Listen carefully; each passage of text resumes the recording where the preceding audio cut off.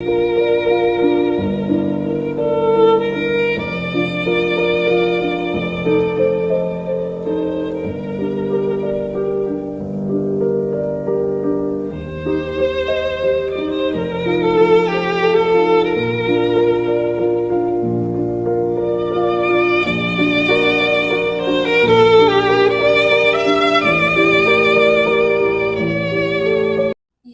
os hebreus, eles tinham uma tarefa, eles tinham uma função, eles não foram escolhidos por Deus pura e simplesmente porque Deus gostava mais deles, porque eles eram especiais.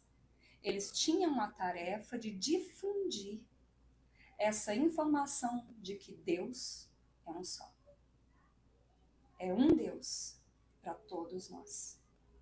Mas, infelizmente, o que eles fizeram foi se fecharem dentro do seu orgulho e do seu preconceito e não dividirem essa grande novidade com nenhum outro povo.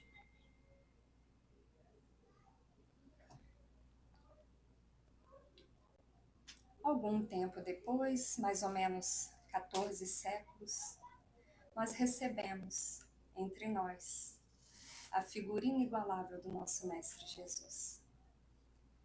Talvez Jesus tivesse outras opções ou vontade ou intenção inicialmente de nascer em outros povos que não entre os hebreus. Mas considerando que os hebreus não dividiram a ideia do Deus único com os outros povos, o único lugar em que seria produtivo que Jesus nascesse seria entre os próprios hebreus, porque lá já havia sido implantada essa primeira revelação. Nos outros lugares ainda não, entre os outros povos ainda não. Então ele elege o povo mais simples dentre os judeus, os mais humildes, e nasce, vive entre os galileus. Ele é questionado, como disse a nossa leitura inicial do Pão Nosso, pelos doutores da lei, qual seria o maior mandamento, o primeiro mandamento? E ele nos diz: amarás ao Senhor teu Deus de todo o teu coração, de toda a tua alma. Acima de tudo, acima de todas as coisas, Deus em primeiro lugar. E ao próximo, como a si mesmo. Eis aí resumidos toda a lei e os profetas. Ele deixa claro, desde o princípio, que a missão dele aqui era nos fazer compreender que a lei de amor era fundamental e era a mais importante de todas. Por isso Jesus diz: eu não vim destruir a lei e os profetas, mas vim cumpri-los. Mas que lei é essa que eles não souberam entender naquela época? Era a lei humana? A lei civil? Ou era a lei divina? Porque essa é imutável. A lei civil ela vai sendo alterada de tempos em tempos, se ajustando à medida que as sociedades, que as pessoas vão progredindo ou retrocedendo. Então, em determinados momentos abranda-se a lei, em outros momentos aperta-se um pouco mais, porque é necessário. Isso, a lei ela tem uma função de regular os relacionamentos sociais. Então, se os relacionamentos sociais eles estão desregulados, eles não são saudáveis, a lei ela entra para suprir essa deficiência. Mas a lei que Jesus se referia não era a lei humana. Mas, como já era esperado por ele mesmo, os homens não souberam entender.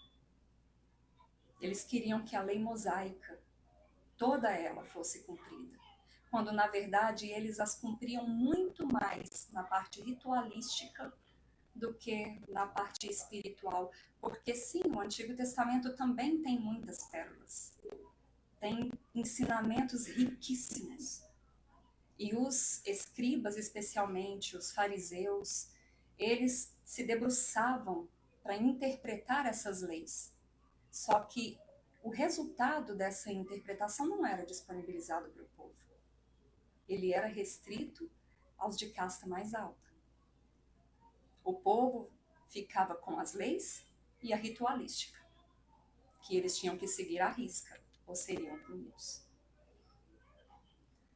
Jesus nos traz a imagem de um Deus Pai de todos, o Pai Nosso. E isso muda tudo. Porque o Pai Nosso significa que nós somos todos irmãos.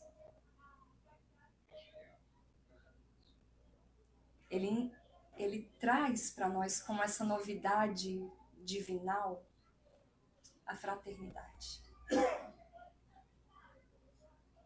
É uma guinada absurda no que significa se relacionar com Deus. Porque antes eu temia. Eu nem pronunciava o nome de Deus, porque os judeus não pronunciam o nome de Deus. Eles não sabem nem como se escreve.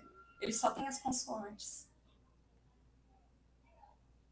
Mas não, agora nós sabemos. Pai, Paizinho, Pai Nosso. Sem distinção. Estamos todos juntos, somos todos irmãos.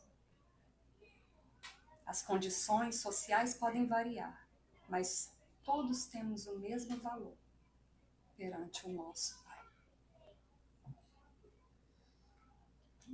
Assim, analisando, ainda que superficialmente, a vida de Cristo, nós conseguimos constatar com facilidade que ele foi a expressão maior do amor e o exemplificou através da caridade e do perdão, do início ao fim.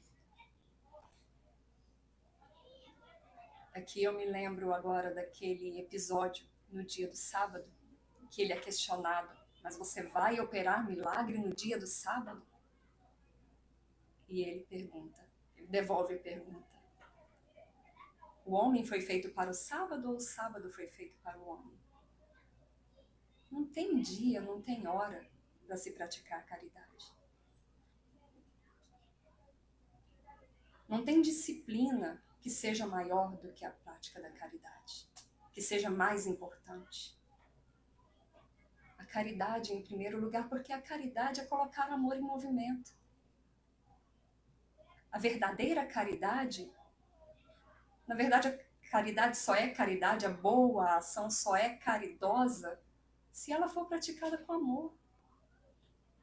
Se ela for movimentada, movida pelo sentimento de amor, pelo desejo de fazer o bem, pelo desejo de ver o outro bem. Eu acho bonita a frase de Joana de Ângeles quando ela diz: a verdadeira caridade não é dar, é dar-se. Porque quem dá, dá do que tem. E quem dá, quem se dá, dá o que é.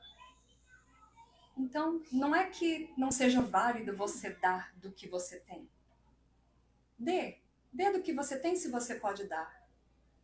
Mas se coloca naquilo que você está fazendo. Faz de forma que aquele outro que está recebendo, ele sinta o amor que você está colocando. Em vez de se sentir humilhado por estar recebendo. Ou constrangido. Jesus nos ensinou que justiça tem que ser caridosa. A justiça, na verdade, só é justa se também estiver impregnada de amor. Porque a justiça que só faz agravar o sentimento de remorso, de arrependimento daquele que falhou, ela não cumpre o seu papel. E Emmanuel também nos traz uma outra frase que eu acho muito interessante. Aos que tombam, basta o ferimento da queda. A gente não precisa aumentar a ferida, não. Quem caiu está machucado, ele pode até não perceber, mas está machucado. E ele vai se dar conta. Vamos sempre oportunizar para que ele se reabilite, para que ele se reerga e retome a caminhada no caminho reto. Mas essa doutrina tão linda, tão pura, tão santa, também teve os seus desvios. Porque nós, os cristãos, também nos envolvemos no orgulho. Nós desejamos dominar, exercer o poderio, seja qual foi a razão que tenha movido inicialmente. Tem um filme que eu achei bem interessante, assisti há um tempo, chama A Missão. E ele mostra o trabalho dos jesuítas chegando na América do Sul para fazer aquele trabalho de educação dos povos indígenas. E a forma como eles se envolvem é muito bonita, mas alguns dos argumentos que são usados para justificar essa movimentação dos jesuítas para migrarem até a América do Sul e promoverem essa educação é porque na cabeça dos religiosos eles estariam fazendo um favor ainda que fizessem à força.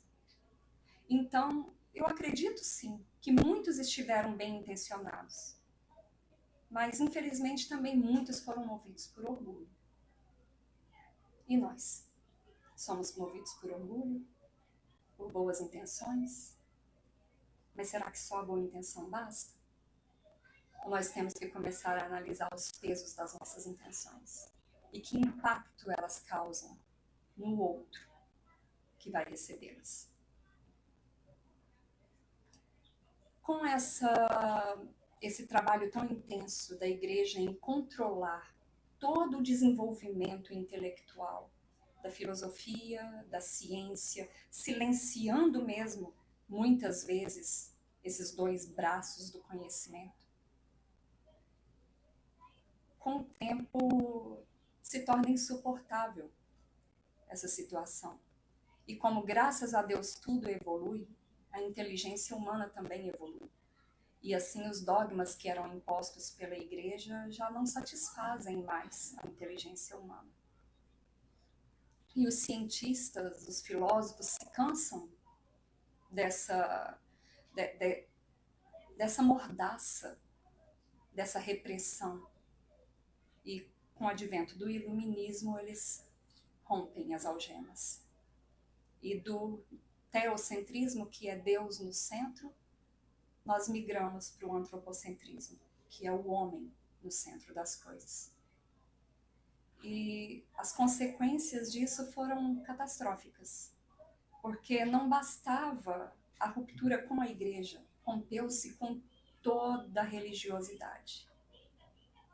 Então essa ruptura foi muito mais profunda.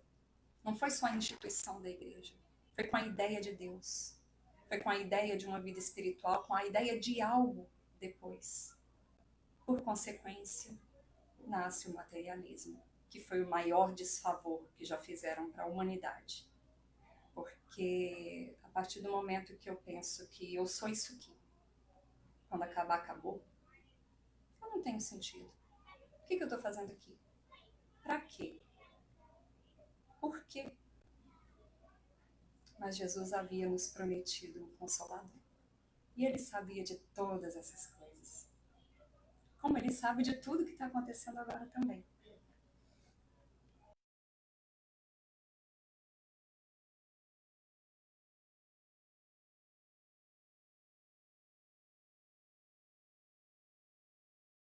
Acontecer fenômenos inexplicáveis no primeiro momento que atrai a curiosidade dos cientistas da época. Porque o verdadeiro cientista, ele é curioso. Ele quer investigar, ele quer entender, ele quer saber o que está acontecendo. Ele não chega para uma ideia cheia de preconceitos. Não, isso eu não aceito. Ele quer saber. Mesmo que seja para provar que aquilo é falso. Ou para se dobrar aceitando que aquilo de fato é real. E nós podemos contar com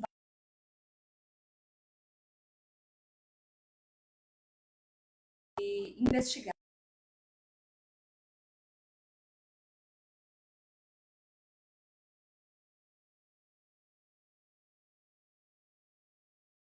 Kardec, Hippolyte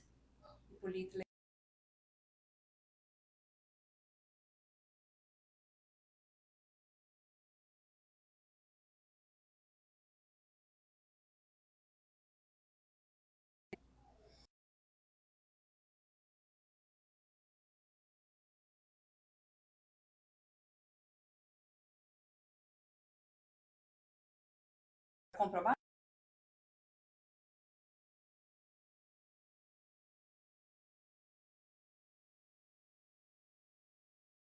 o valor da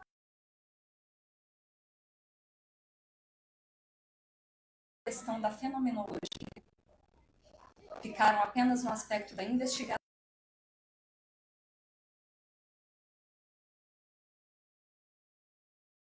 Enxergou aspectos morais, baseado nas manifestações desses espíritos e nas notícias que eles traziam, de como foram as suas vidas, como se deu o seu lançamento, que realidade eles encontraram no homem. E também o Espiritismo não vem destruir lei nenhuma, muito pelo contrário. Ele vem revivecer a lei cristã. É o cristianismo, é Jesus de volta, na sua forma mais pura e mais simples, explicada, desenhada para que nós possamos entender. Segundo o próprio Kardec, o Espiritismo é uma ciência de observação e uma doutrina filosófica com consequências morais, porque ela engloba esses três aspectos. Inclusive, nós dizemos que a doutrina espírita ela é fundada com base num tripé: ciência, filosofia e religião. Todos esses três aspectos do conhecimento, do desenvolvimento humano, são fundamentais. Nós não podemos prescindir de nenhum deles. Todos são muito importantes. E assim, os questionamentos que a ciência não era capaz de responder e a religião não conseguia satisfazer, o Espiritismo vem esclarecer. Quem somos? De onde viemos? Por que estamos aqui? Por que eu sofro? Por que o outro não? E por mais que nós não tenhamos os detalhes das respostas de cada uma dessas perguntas, nós entendemos que há um porquê. Mas não simplesmente há um porquê. Porque quanto mais nós estudamos, mais noção nós temos da lei de causa e efeito e do que pode ter causado os nossos sofrimentos de hoje. E também o que deu causa aos nossos sucessos de hoje. Porque a lei de causa e efeito, ela serve para as duas circunstâncias. Tanto para a dor quanto para o sucesso, para a felicidade. Nós temos mania, às vezes, de falar, a lei de causa e efeito, eu vim aqui para pagar. Não, ninguém veio aqui para pagar. Se é esse o conceito que você traz, tira da sua cabeça, porque não é esse o objetivo. Nós não viemos para pagar.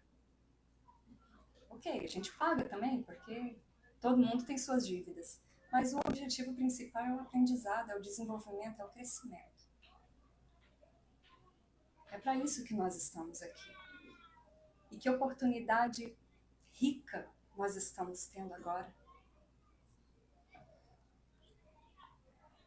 O Espiritismo trouxe uma visão de um Deus eterno, porque ele sempre existiu e sempre irá existir. Não teve um início, não tem um fim.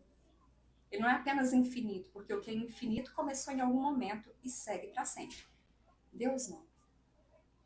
Sempre existiu, sempre vai existir. Nós não temos condições de compreender Deus, mas nós temos acesso a alguns de seus atributos. E esses atributos já são suficientes para nós fazermos comparações com muito do que nos é dito. E aí, contrastando com esses atributos, nós temos condição de eliminar muito do que nós escutamos. E considerar também muitas ideias como possivelmente válidas. Deus é imutável porque ele é perfeito. Ele não tem necessidade de mudar. Não vai mudar. Suas leis são imutáveis. As que foram fundadas lá no princípio, que nós não sabemos quando foi, são as mesmas de agora. E vão ser as mesmas daqui a bilhões de anos. Deus é único, é um só. Então, todas aquelas teorias de junção, do panteísmo, de que Deus é a união das almas e quando nós desencarnamos, a nossa alma volta para o todo. Não, Deus é um só. É um só. não há outro. Não é a junção de vários seres. Ele é algo que excede muito a nossa compreensão. Mas conhecendo seus atributos, e aqui eu reforço, nós conseguimos ter uma boa noção. Onipotente. Não há limite para o seu poder. Mas Deus respeita as próprias leis. E embora nenhum de nós tenhamos um livre-arbítrio absoluto, Ele respeita o nosso. Agora, lei de causa e efeito mais uma vez. Aquilo que nós fazemos, o que nós plantamos, nós colhemos depois. E Deus é soberanamente justo e bom. A sua justiça é boa, é benéfica, é misericordiosa. Nós temos por hábito muitas vezes falar: fulano fez tal coisa, ele vai sofrer essa mesma coisa. Não necessariamente. Deus vai operar, a sua lei vai atuar para que aquele indivíduo aprenda e vai ser exercido sobre ele o melhor instrumento para que esse aprendizado se dê. E não somos nós quem teremos condições de prever que instrumentos serão esses. Se será dor, quanto de dor, nenhum de nós pode dizer. Mas o Espiritismo também não está livre da possibilidade de desvio. Somos humanos. O Espiritismo é maravilhoso, nós espíritas nem tanto. Nós também temos demonstrado em muitos momentos um orgulho lamentável. E temos permitido que o personalismo interfira. Isso é lamentável mesmo, porque essa doutrina é tão pura e ela já tem as suas bases tão bem estruturadas.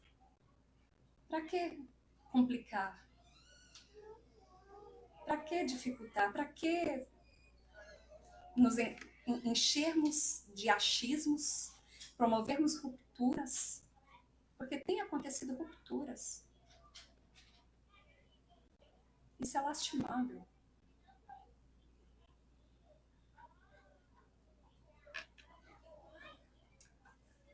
Um querido amigo meu me perguntou outro dia: o que é ser espírita? O que eu preciso para ser espírita? Tem algum ritual? Eu tenho que passar por alguma coisa? Eu, como não tive muito tempo de desenvolver a resposta, tudo que eu respondi foi que basta você sentir no seu coração que você acredita, que você é movido pelas verdades espíritas, que ela te serve como ferramenta para se tornar uma pessoa melhor, você pode se considerar um espírita. Porque não tem nenhum ritual, não tem batismo, não tem nada. Não tem um movimento de aceitação público, é seu, é interior. É a edificação do reino de Deus no coração do homem, como Jesus nos ensinou. É íntimo, é pessoal. Mas eu aproveito aqui a oportunidade para desenvolver um pouquinho mais.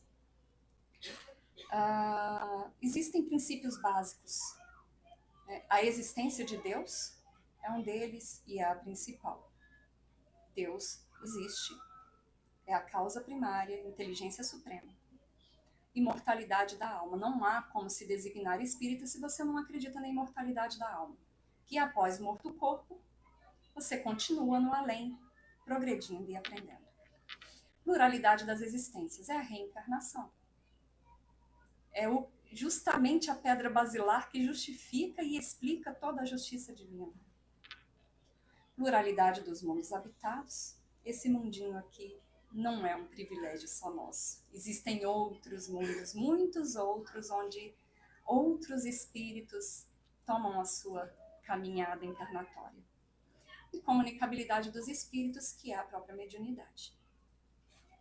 Desenvolver o sentimento de amor e buscar a própria instrução para melhor servir a si mesmo e ao próximo. A instrução é fundamental. Claro que o amor vem primeiro, porque ele é o mais importante. Mas a instrução é também muito, muito importante. Ela é imprescindível. Até para nós não cometermos gafes e passarmos informações inverídicas ou mal fundamentadas, como muitas vezes nós vemos. E hoje, na internet, a gente encontra de tudo. Então, cuidado, instrua-se, mas busque fontes seguras. Busquem fontes seguras, existem tantas obras maravilhosas, nem todo livro mediúnico é espírita. É necessário que tenha um cunho doutrinário, que tenha algo de valoroso realmente para passar. Fazer uso das ferramentas que a doutrina espírita disponibiliza para a transformação moral do indivíduo. Porque qual é o verdadeiro objetivo da doutrina espírita? Formar o homem de bem. Eu comecei a escrever aqui, a letrinha foi ficando pequenininha, as características do homem de bem, eu falei, nossa, o pessoal vai desanimar. Mas calma, gente, não desanimem, porque isso aqui são as características do homem de bem, não do espírita. Tá? O verdadeiro espírita é aquele que coloca todo o seu esforço, todo o seu empenho em se tornar cada dia melhor. E se ele colocar todo o seu empenho, ele chega nesse estágio aqui. Isso aqui é uma consequência. Tá? O meu tempo está um pouquinho corrido, eu vi que eu já estou passando. Tá não? Ok, então eu vou ler as características do homem de bem. Ele interroga a própria consciência. Se fez bem, se fez o melhor que podia, se fez tudo o que podia. Tem fé em Deus. Tem fé no futuro. Aceita sem murmurar as vicissitudes da vida, porque ele sabe que elas são úteis. Ou elas são merecidas ou elas são necessárias. Porque a dor também nos provoca crescimento. E às vezes elas nos fortalecem para o que vem adiante, para a nossa próxima tarefa, para a nossa próxima missão. Faz o bem pelo bem. É a caridade. É bom, humano e benevolente, sem distinção, sem preconceito. Respeita todas as convicções. Mesmo aquelas que parecem que não merecem respeito, ele respeita essas convicções também. Tem por guia a caridade, perdoa as ofensas. É indulgente, não se envaidece, faz bom uso dos bens que lhe são concedidos, dá fim útil a todos eles. Trata os subalternos com bondade quando ele está situado numa posição de maior destaque e benevolência, e seus superiores, no caso quando ele está numa situação de empregado ou funcionário, conforme lhe exige o desempenho das suas funções. Respeita todos os direitos que a lei da natureza confere aos seus semelhantes. Esse é o homem de bem. A essa altura vocês já devem ter compreendido de qual lei eu estou falando, né? Lei de justiça, amor e caridade. Por favor, aqui é uma representação, tá? Não estou falando para vocês irem lá atrás de Moisés e estudar, não necessariamente. Se tiverem a curiosidade, é interessante, mas a título de curiosidade, tá? Nós temos aqui a justiça representada por Moisés, o amor representado por Jesus e a caridade representada por Kardec, que representa a doutrina espírita em si. Santo Agostinho traz, na conclusão do Livro dos Espíritos, que o progresso da humanidade tem seu princípio na aplicação da lei de justiça, amor e caridade. Que dessa lei derivam todas as outras, porque ela encerra todas as condições de felicidade do homem. Só ela pode curar as chagas da sociedade. E, de fato, nós conseguimos analisar as evoluções das sociedades à medida que elas vão incorporando a lei de justiça, amor e caridade à sua conduta diária. A lei de justiça, amor e caridade. O homem de bem é aquele que a pratica em toda a sua pureza. É isso que nós visamos. Esse é o ponto que nós desejamos chegar. E nós temos essa doutrina magnífica em mãos para nos auxiliar, para nos fornecer todas as ferramentas de que necessitamos para trabalharmos esse autoaperfeiçoamento, esse autoaprimoramento. E aqui, um convite. Se muito podes realizar a benefício do próximo por aquilo que sabes, somente conseguirás renovar os semelhantes por aquilo que és. Emmanuel, no Livro da Esperança. Mensagem Ser Espírita. Nós, espíritas, somos os obreiros da última hora. Nós estamos sendo convocados a atuarmos, não só por meio de palavras, nem de ações grandiosas, mas pela vivência. Porque é através da vivência que nós vamos convencer outros a seguirem os mesmos padrões morais. Nós temos que incorporar esses padrões em nós primeiro. Ou senão serão só palavras, vazias de sentimento, vazias de experiência, vazias de sentido.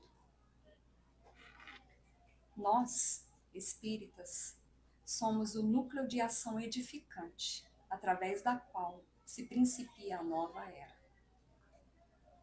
Quem aceita o convite? Muito obrigada a todos.